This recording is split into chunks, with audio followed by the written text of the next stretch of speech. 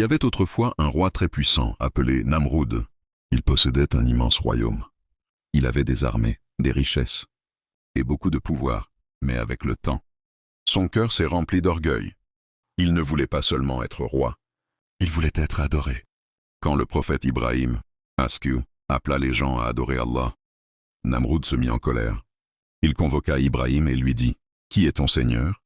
Ibrahim répondit calmement, « Mon Seigneur est celui qui donne la vie et la mort. » Namroud, par arrogance, dit, « Moi aussi je donne la vie et la mort. » Alors Ibrahim dit, « Allah fait lever le soleil à l'est.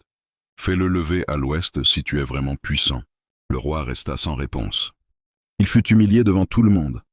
Mais son orgueil ne diminua pas. Il décida de punir Ibrahim en le jetant dans un immense feu. Le feu était énorme. Les flammes montaient haut dans le ciel. Mais Allah ordonna au feu, « Qu'il soit fraîcheur et paix pour Ibrahim. » Et le feu ne lui fit aucun mal. Plus tard, selon les récits, Allah montra à Namroud que son pouvoir n'était rien. Un simple petit insecte entra dans son nez et devint la cause de sa faim.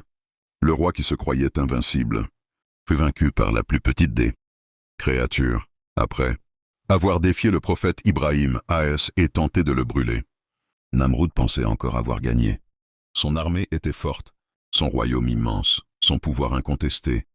Il croyait que rien ne pouvait l'atteindre. Mais Allah montre sa puissance comme il veut. Et parfois, par les moyens les plus inattendus. Selon les récits, un simple petit insecte fut envoyé contre lui.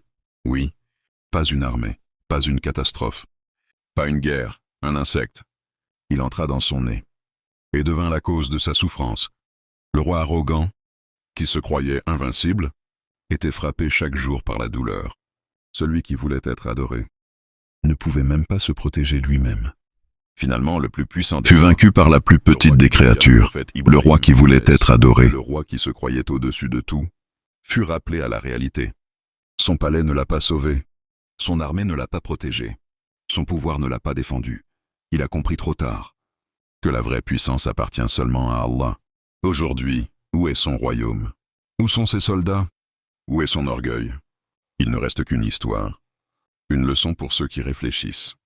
L'orgueil détruit, la foi élève.